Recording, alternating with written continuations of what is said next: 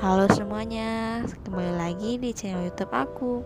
Sebelumnya, perkenalkan dulu, nama aku Karasi, Prodi Sastra Indonesia dengan NIM 2017050, Fakultas Bahasa dan Seni Universitas Negeri Padang. Baiklah, pada minggu-minggu sebelumnya, aku juga membahas unsur intrinsik dan ekstrinsik, namun dalam karya sastra Balai Pustaka dan Pujangga Baru. Dan pada kesempatan kali ini aku akan membahas unsur intrinsik dan ekstrinsik dari karya sastra angkatan 45.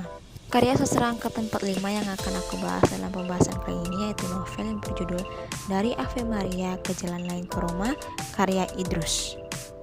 Sebelum kita masuk ke pembahasan, setidaknya kita juga harus tahu apa sih karya sastra angkatan 45 itu?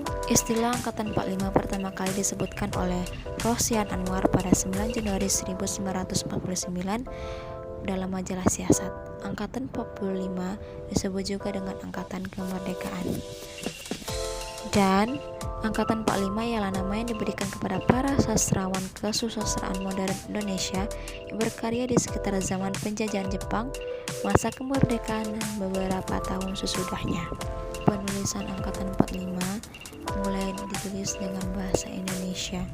Ada pengaruh politik yang kuat karena mendekati perjuangan memperebutkan kemerdekaan Indonesia, yaitu pada tahun 1945.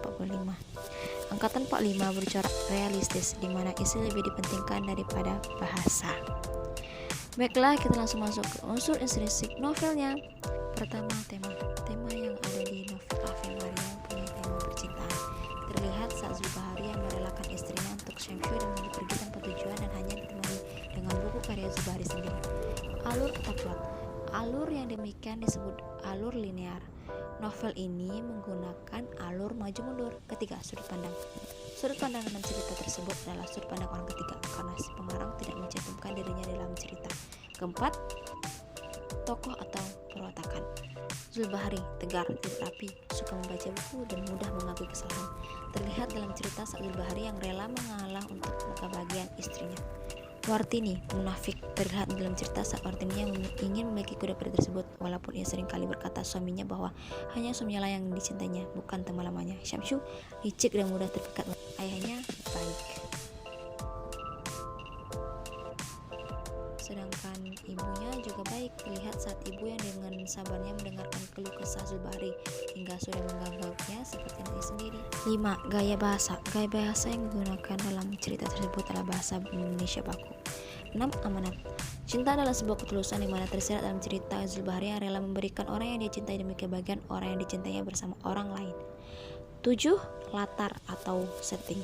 Waktu pagi hari bisa dilihat dalam cuplikan cerpennya. Sore hari bisa juga dilihat dalam cuplikan cerpennya. Malam hari bisa juga dilihat dalam cuplikan cerpennya yang telah ditulis. Tempat, rumah ayah dan rumah Zulbahari di Jakarta, di beranda rumah dan di jalan.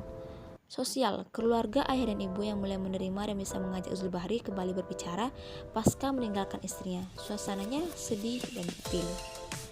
Unsur ekstrinsik novelnya. 1. Abdullah Idrus lahir di Padang, Sumatera Barat 21 September 1921. Meninggal di Padang, Sumatera Barat 18 Mei 1979 pada umur 57 tahun. Adalah seorang sastrawan Indonesia.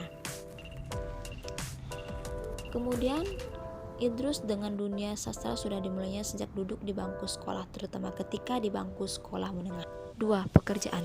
Di dalam dunia sastra, kehebatan Idrus diakui khalayak sastra, terutama setelah karyanya Surabaya, Coret-coret di bawah tanah, dan Aki diterbitkan. Ketiga karyanya itu menjadi karya monumental. Setelah ketiga karya itu memang pamor Idrus mulai menurun.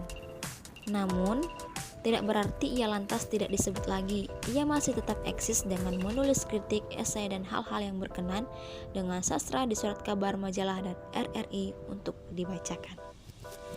Sekian dan terima kasih. Jangan lupa like, subscribe, dan komen.